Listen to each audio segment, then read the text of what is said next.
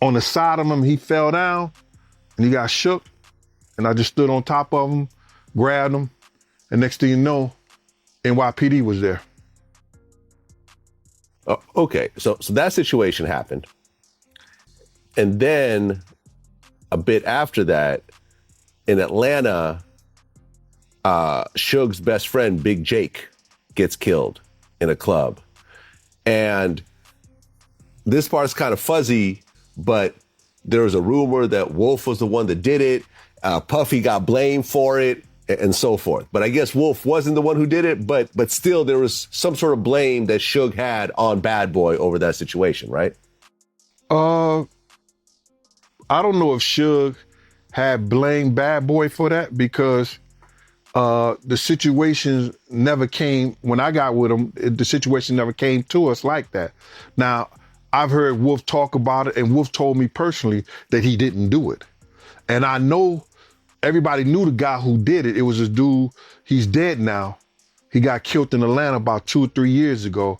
His father was from the Bronx and he owned the cleaners. Now, did Wolf and them know him? Yeah, they probably knew him. He was from the Bronx, his part of town. His father owned the cleaners. They knew this guy. You understand? Him and Jake was arguing over this chick or whatever. Now, did Wolf do it? How could Wolf do it when he was next to Suge? He was right next to Suge when Jake got killed. But everybody want to say Wolf did it because that glamorized the situation. Right. Okay. And then after that, Wolf actually reached out to you and asked you to come back to Bad Boy and help out with security. Well, I told Wolf he had to straighten out his thing with Slick. We met on 125th Street, me, Slick, Rico, and Wolf. Him and Slick talked and everything, and it was cool and everything. So he said, yo, Gene, I need you to come because we need somebody who was in law enforcement or legal that could carry a gun and everything to be with us. He said, and if you ran after me, and this was his own words, because I didn't see it and I didn't know it at the time. You know, he said, if you ran after me and I had a gun in my hand, I want you on my team. I said, I don't fuck with Puff like that, bro. He said, from the city college here, he said, yo, you're going to have your own contract. You're going to have your own days. All you have to do is listen to me and make sure he good. I said, all right, man, we'll see. And that's when I went back. Okay, so you joined the security team at Bad Boy with your own contract. Right. And Wolf was already over there, and Big Paul was over there as well. Paul, yeah. Yeah, Paulie. And Paulie was kind of Puffy's everyday guy? Yeah, Paul was the guy who Puff helped him set up a security company, had him set up a security company. So he did the security at the house, the apartment building or whatever, and Sean John, and over at Bad Boy and the studios. So he set up all the security for those places. A music mogul who once lived in luxury on a $117 million yacht now faces a stark reality in a small Brooklyn jail cell. Sean Diddy Combs, arrested less than a week ago, is far from the opulent life he once led. He's held at the Metropolitan Detention Center, MDC, known for its harsh conditions. No VIP perks exist here, just a bare-bones life shared with others facing serious charges. Since his arrest on federal allegations, Diddy has pleaded not guilty. This stark environment is a complete contrast to the glamour he once knew. My day was Puff. Okay, and I guess every so often, Puffy will put you with Big during certain events and so forth, right? Well, like if we was on stage or Big was on stage, he felt threatened for Big, I guess. He said, yo, Gene, go watch Big. I said, all right, cool. It wouldn't matter. Okay, so you doing some work for Biggie, did the two of you kind of form a relationship? I think me and Big we formed a relationship on 2 occasions. One, we was in D.C. doing Howard University. He made Puff shut the door down, and the people shut the door down, and it was D-Rock. I think D-Rock's birthday is the 17th, mine is the 16th of October, and he made him shut down the place, and just me and D-Rock could buy like 5 outfits together, and then everybody else bought an outfit.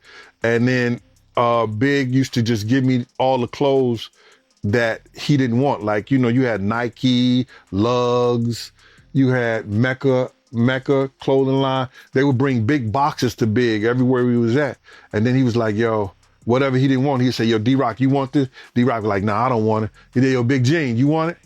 And then I was like, man, I'll take it and give it to the guys on the block, who was part of our crew or whatever.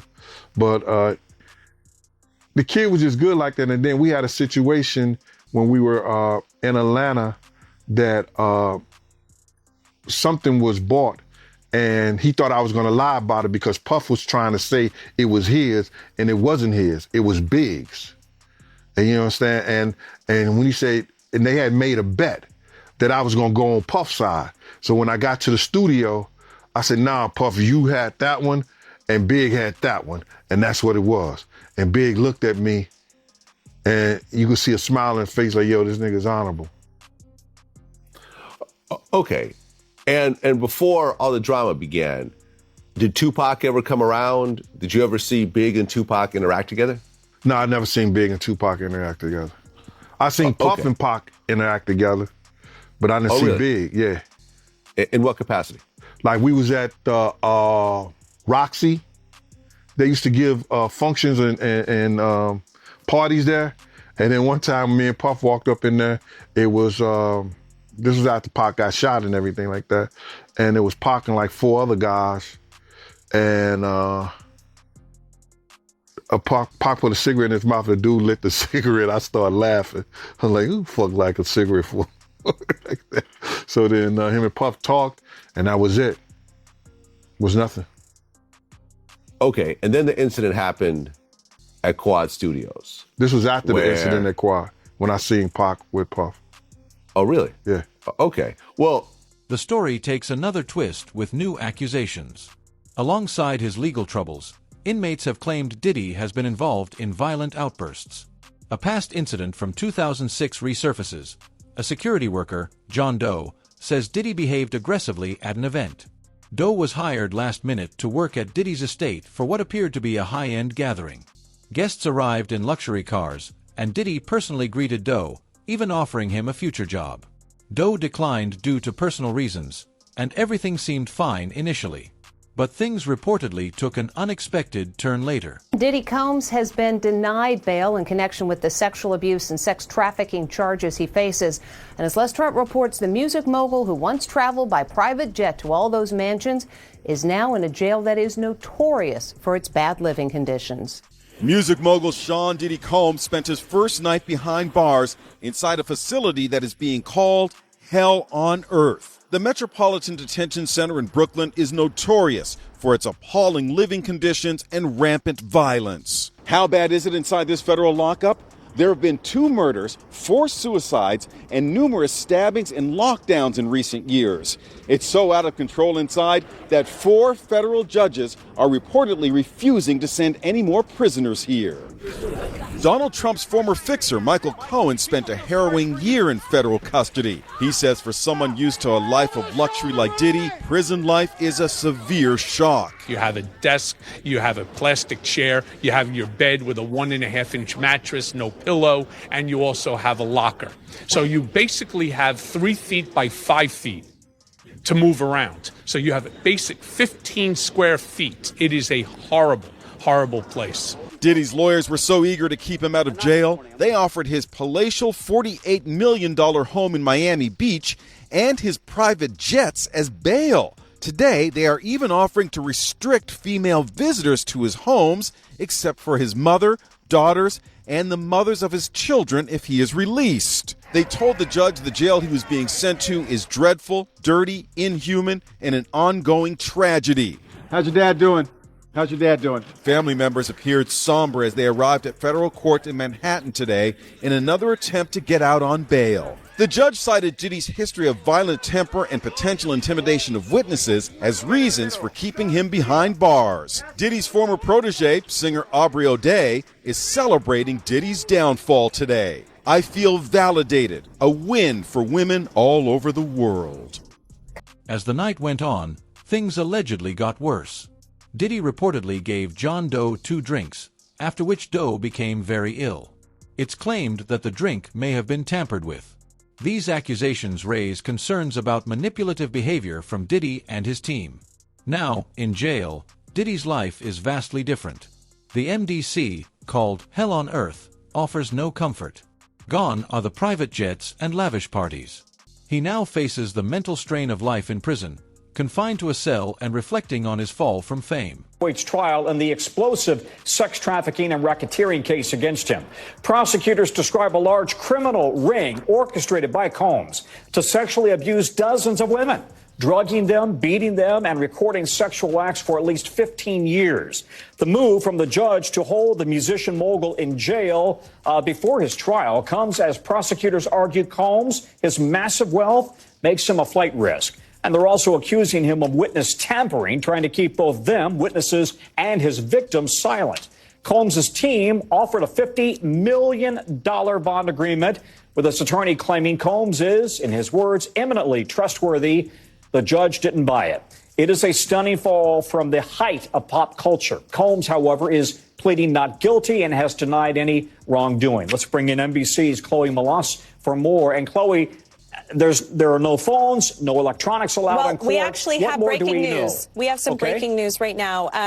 According to NBC News, just moments ago, I am reading off my phone right now, Sean Diddy Combs will not be released. And this is per the district attorney's office. So let me explain and silence my phone and break down what exactly that means, or else my kids will call me during this entire segment. So this basically means, Tom, that now Sean Diddy Combs sits behind bars until this potentially goes to trial. Why do I say potentially? Even though his attorney, Mark Agnifilo, spoke to CNN last night and said that it is very unlikely that he would accept any sort of a plea deal. And we don't even know if a plea deal would even be on the table with these very extreme criminal charges of racketeering, transportation when it comes to prostitution and sex trafficking. We do know that this could be potentially a year behind bars. I was talking to NBC's legal analyst and correspondent Laura Jarrett earlier today. And, you know, there's so many motions and, so much discovery to do, as you know, and you've covered things like this, I'm sure, that it takes a while to get ready for a big criminal trial like this when there's so many charges and so many different grand jury subpoenas and things like that. So currently, though, he is in jail. And that's what it is. Everybody asks me the difference between jail and prison. You go to prison after you've been found guilty. Right now, he's in jail, and he's in jail in Brooklyn. And this is one of the main issues that his legal team had, was that this detention center in Brooklyn has seen suicides. It saw somebody get killed over the summer, food contamination, overcrowding, and they listed all of this in their filing to the judge. But clearly, this federal judge was not persuaded, Tom. And so now that's it. He stays behind bars while he waits to have this tried in court. Reports say Diddy's mental health is suffering. When he arrived at MDC, he was placed on suicide watch. He's reportedly asked guards to take him to a hospital, and he's lost weight with more gray in his hair. It's a stark contrast to his past of extravagant parties and holidays on private islands. Prison life, with its lack of luxury and harsh conditions, is a heavy burden. For Diddy, the shift from a life of privilege to a cramped cell is as challenging mentally as it is physically. A celebrity, that's an understatement. He is an icon. And what are the chances that he gets any sort of preferential or royal treatment in the jail? Or, given the charges that are so significant and serious against him, is he going to be treated like any other inmate? That's incredibly hard to say, right? When you see, and I don't want to generalize here, but when you do see, let's say, accusations against minors, which we don't see in this indictment. You can sometimes see some of these high-profile alleged criminals maybe put into solitary confinement. Will he be treated like any other inmate while he's in this detention center in Brooklyn? It's sort of left to be seen. I think that over the coming weeks, we'll see what happens and what types of motions that his team files if they feel as though he is under immediate threat, or if he gets, beat up in prison or in jail. See, I made that mistake. If he gets beat up in jail or if something like that happens, I guess maybe always things could change. I mean, look at Harvey Weinstein, for example. Not that I want to compare the two, but Harvey Weinstein has been been treated in a medical ward because he has all of these medical issues, right? And so the judge had decided even today that he can still stay in the medical ward. So again, I think it's a case-by-case basis, and we have to see how this all plays out. But let's just put it this way. Sean Diddy Combs is a billionaire. He achieved billionaire status in 2022. He is not going to be happy, Tom, being in jail. And this is a far cry from his multi-million-dollar homes all across this country. So obviously it's a huge fall from grace for somebody that was such a pioneer in the music industry. Yeah, but to your point, Chloe, if it were you or me, not suggesting either one of us would ever face these kinds of charges, but there is no way we'd be out on bail or bond, right? I mean, these are incredibly serious charges that could land him in prison for years and years and years, and they involve violence. Even with his wealth and top lawyers, Diddy can't avoid the tough conditions of MDC. He faces serious federal charges and has been denied bail twice.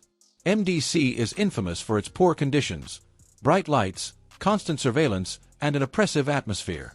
Some inmates describe it as being buried alive. For Diddy, used to control and comfort, it's psychological torment.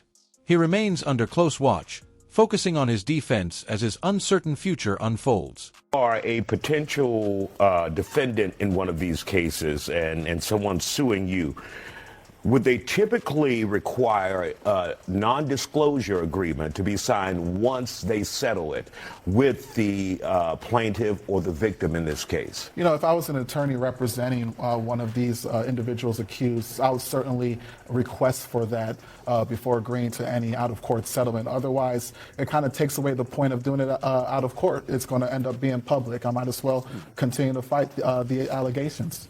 And sometimes, Catherine, when you're a victim in human trafficking or sex crimes like this, money can't always satisfy you. And do you foresee any of these individuals, whether it's men or women, coming forward later, even though they've signed the NDA, even though they've been paid, saying, look, it was me and this is who did it? Well, after you get paid, right? Okay, and you done spent that money, and then you got to take care of the I, the R, and the S, who are real pimps, then they're going to talk. You know, what's done in the dark comes to the light. And I know you don't have a 50-foot bed in your backyard, do you? Don't assume too much. I'm just trying to tell you. But it's interesting because I was, you know, I've been following it, and today on TMZ, you know, it was stated that a celebrity that's bigger than... The judge has called MDC dangerous, but Diddy's lawyer says he's housed in a special unit away from the general population. Even so, his life is stripped down to the basics: 3 meals, minimal movement, and heavy restraints. He's reportedly begged to be taken to a hospital, claiming he's on the verge of breaking down. The contrast is stark: a man who once ruled the music world now pleading in a prison cell. Some say he's lashed out in frustration, though officials haven't confirmed these reports. Request for bail a second time, and the place where he's locked up now getting a lot of attention. The Metropolitan Detention Center, the only federal jail in New York City, is known for violence, poor conditions, and a string of celebrity detainees. And Diddy's attorneys want him out. NBC News' Yasmin Youssian has more. From his $48 million Miami mansion to hell on earth where chaos reigns. Just some of the words used to describe the Metropolitan Detention Center where Sean Diddy Combs is now being held without bail after pleading not guilty to sex trafficking and racketeering charges. Combs abused, threatened, and coerced victims to fulfill his sexual desires, protect his reputation, and conceal his conduct. He is not the first high-profile inmate to pass through these walls. Ghislaine Maxwell, R. Kelly, Pharma Bro, Martin Shkreli, and crypto fraudster Sam Bankman-Fried, all as they waited for their federal criminal trials, called this jail home. But the conditions of the prison are far from homey, notoriously described as, quote, dreadful, as one judge put it. Some on the bench have even moved away from sending nonviolent defendants there. In April, a group of detainees that prosecutors said were MS-13 gang members in court documents stabbed an inmate 44 times in an attack caught on camera. 2 shivs were recovered from the attack. You see them here. The victim survived. And in the last 3 years alone, 4 inmates have died by suicide. And violence is not the only issue. Accusations of medical neglect, staffing shortages, smuggling of drugs, some allegedly facilitated by employees. At least 6 staff members charged with crimes in the last 5 years, according to the AP. Some accused of accepting bribes and providing contraband. I've had clients describe NBC as hell, as the worst conditions they've been in. Lance A. Clark is a federal defense attorney who's been there many times. Critics argue that the focus on Diddy's treatment overshadows the suffering of victims. His high-profile status makes him a target in prison. Reports say inmates have taunted him to provoke violent outbursts. As he awaits trial, MDC Brooklyn highlights the vast difference from his past. Known for its harsh conditions, the facility has hosted other notorious figures and is far removed from the life Diddy once knew. Analyst is Michael Moore. Michael's with me now. Let's just deal with if you will, the logistics before we turn to the gravamen. The refusal of bail in these circumstances, bearing in mind he'd flown to New York to turn himself in, so he was preempted by the police. Are you surprised that he was refused bail? Well, I'm glad to be with you. I'm not surprised at all. I mean, the nature of these charges are so serious, the allegations are so serious, that it's not surprising that this hearing he was denied bail. The judge has to look at things like whether or not he can be expected to return to court. Does he have the manner and means to perhaps evade law enforcement and not appear? Is he a flight risk, in other words? And so I think at this point the judge has decided that the fact that he was doing these acts in secret did not obviously lend much to his statements that he will be open and available. So I'm not surprised at all. But again, we will see what the district judge now does since the case has been, or the decision has been at least appealed up, whether or not there are some terms of bail that might make the court comfortable that he will show up for court. Now, turning to the charges themselves, they are amongst the most serious, which would involve very long periods of incarceration if convicted. But it also raises the question, if there was a plea deal at some point in the future, to plead down from these very serious charges, the lesser accepted offences would also be serious and could end up in prison. I think any plea discussion of the case, because you have such significant impact on the victims of the case, would necessitate that he be sentenced to prison in some way. I just don't think that a judge would take and place him on probation or some type of house arrest given the allegations that were made, no matter what the plea discussions were. And remember, the prosecution and a defendant can negotiate a plea amongst themselves, but a court has the decision finally on whether or not to accept that recommendation, and ultimately has the authority to make a decision about whether or not a prison sentence is appropriate. We operate under the federal sentencing guidelines. Those give the judge some parameters to consider, things like whether or not somebody accepts responsibility, whether or not there have been an adverse impact on victims, whether or not there's been excessive fraud and deceit through the investigation of the case. Those things come into play as we talk about what might happen if there is a plea agreement that's ultimately reached. It's important to remember, besides obviously he's innocent until proven guilty at the moment, but it's also important to remember that not being a nice person, being an unnice person, if you will, is not a crime. They're going to have to prove the elements of the offences in these cases. Just because he might not be likable is not enough to get you locked up. Well, I mean, that's exactly... Ex-LAPD Detective George Kading recently alleged that Diddy once ordered a $1 million hit on Tupac Shakur and Suge Knight back in 1995. This accusation isn't new, but every time it resurfaces, it stirs up fresh debates about the unsolved murder of Tupac and the dangerous rivalries of the 90s hip-hop scene. Right to have his case tried in court, and the government has to prove that he's guilty beyond a reasonable doubt. The indictment, the allegations, we heard from the United States Attorney in New York, these are sordid details.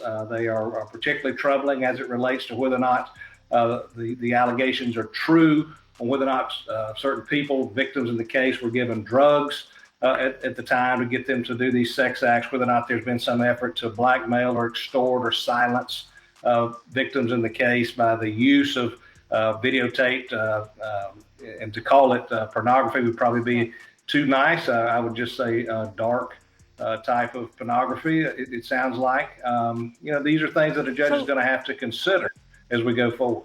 Finally, back to the logistics, if you will. He was prepared to turn himself in today, so we understand. The arrest removed from him the almost right to bail. Since I was going to turn myself in, I'm entitled to bail if I had turned myself in. By arresting him, the prosecution removed that possibility. Well, they certainly removed the argument for him to make that he had turned himself in. It's mighty hard to, when you fly into town on a jet and you're there, to argue that there's no possible way you could be a flight risk. And that's one of the things the judge would consider. Another thing would be the nature of the charges, the allegations that were made. They spanned a long period of time. There were efforts to influence witnesses, it sounds like. At least that's been an allegation that has been made. These are all things that get put into that decision. The fact that he just would have turned himself in, that would have been in his favor.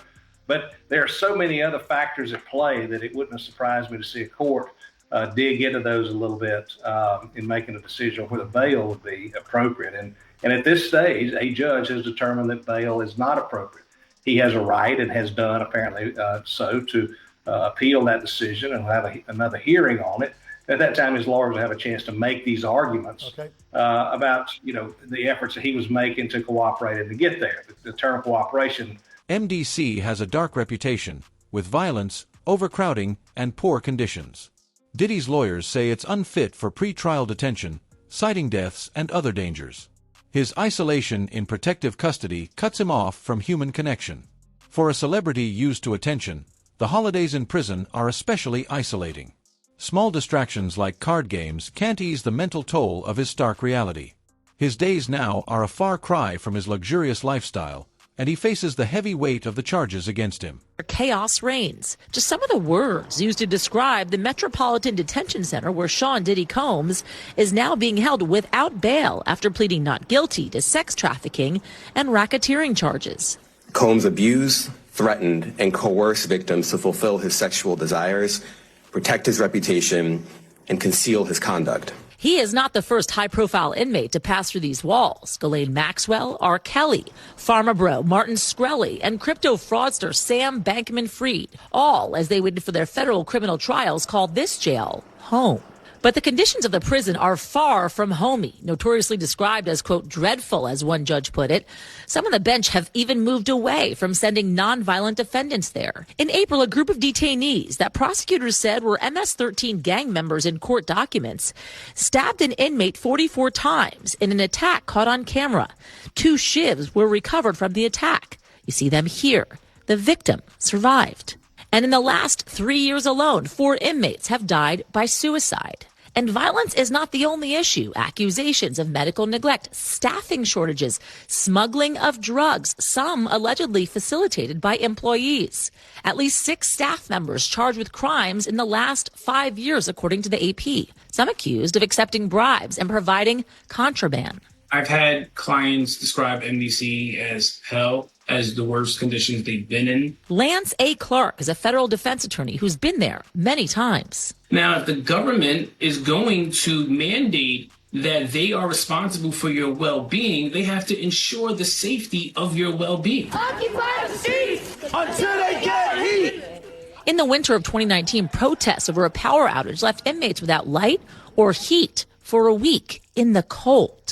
I understand how cold it must be in those cells, and not to have any electricity, any lights, and to not be able to communicate with your family is just inhumane. The prison has about 1,200 detainees and is the only federal prison in the nation's largest city. The DOJ shut down New York City's other federal jail, the Metropolitan Correctional Center, back in 2021, 2 years after Jeffrey Epstein died by suicide there. A Bureau of Prisons spokesman telling NBC News they, quote, take seriously addressing the staffing and other challenges at MDC Brooklyn, adding the director appointed an urgent action team and they've increased staffing. The MDC has historic. If true, this would be a bombshell revelation about one of the most influential figures in hip hop. Tremendous problems, and the problems aren't resolved. Combs' lawyers originally hoping he could await trial under house arrest at his mansion, now arguing for him to be moved to a prison in New Jersey in the lead up to this trial, citing the prison's poor conditions, violence, and deaths.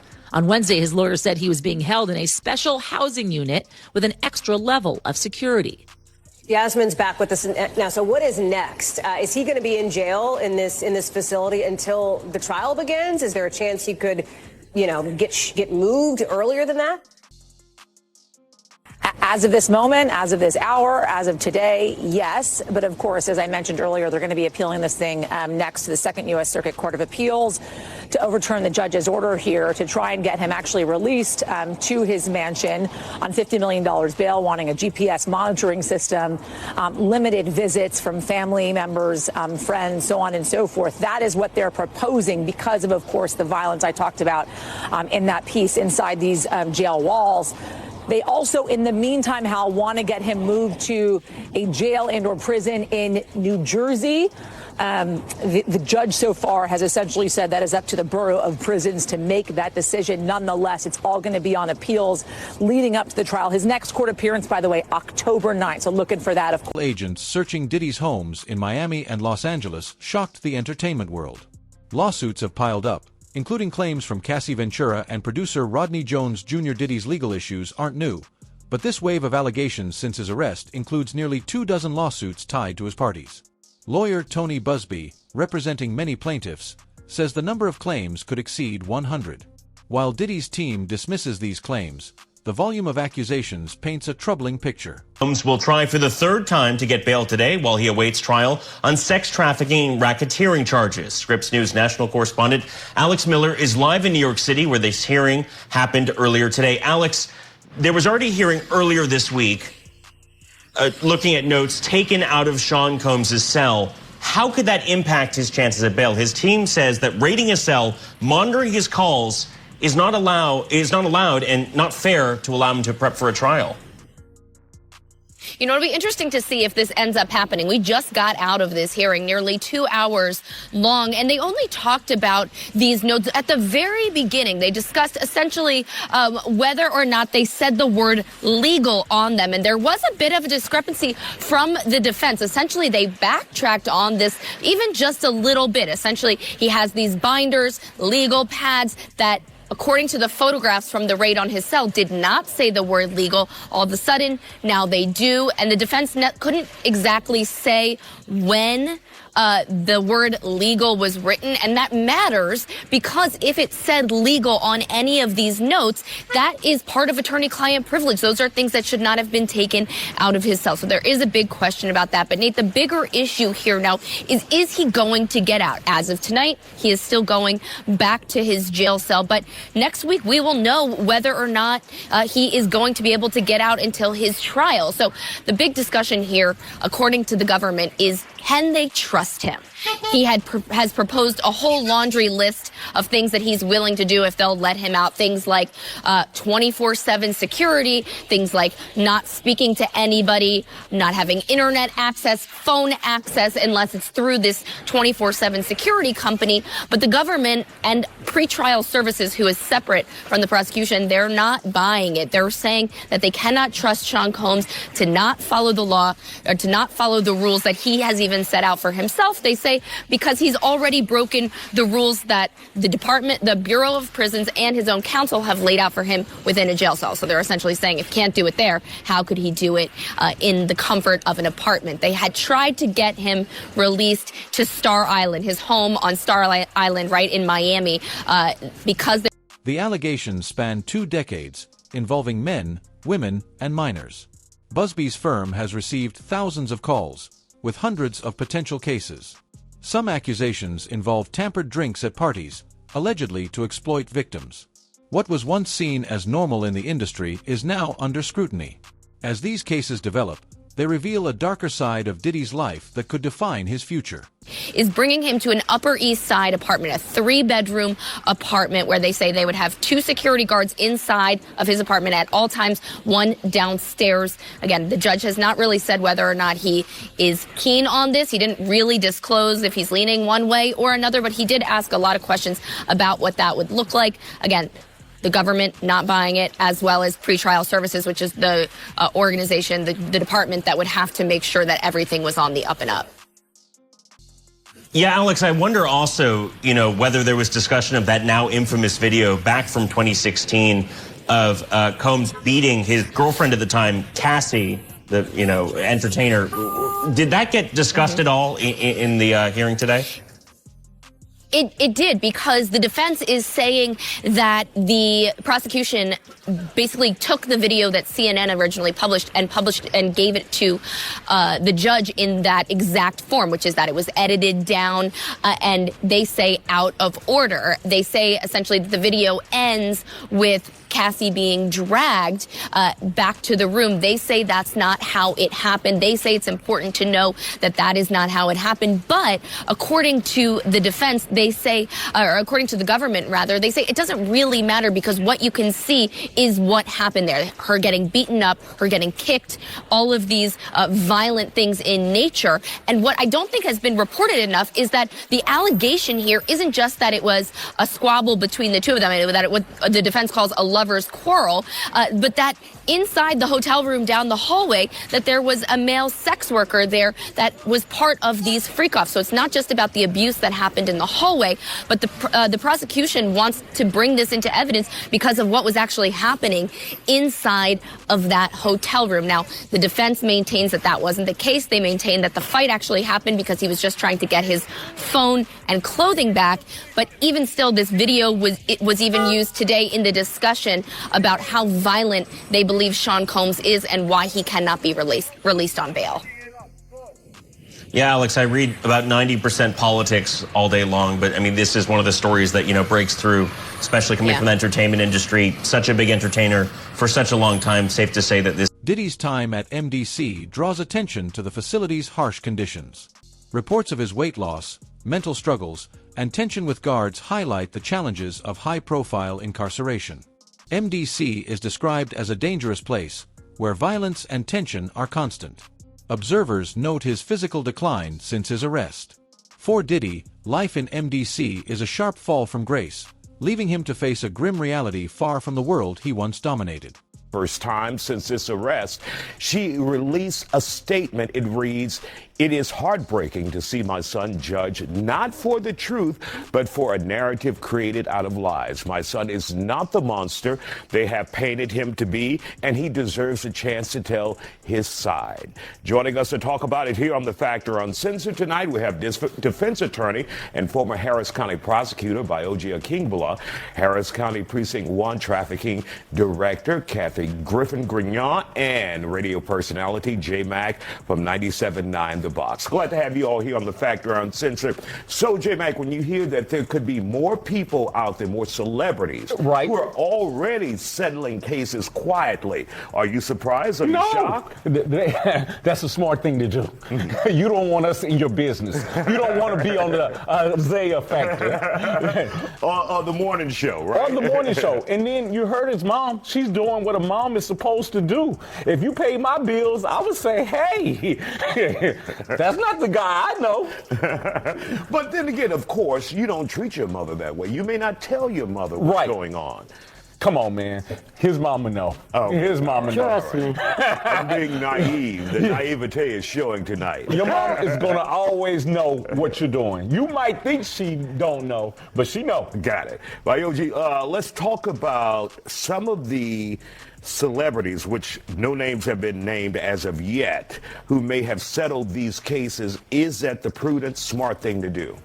I think considering that these civil cases are closely tied to the federal case that Diddy's facing, it's certainly a smart thing to do to perhaps try to get your name out of the public eye, get your name away from the specter of the federal investigators, and just try to settle your case privately, assuming that there is some sufficient evidence to believe that these civil attorneys have something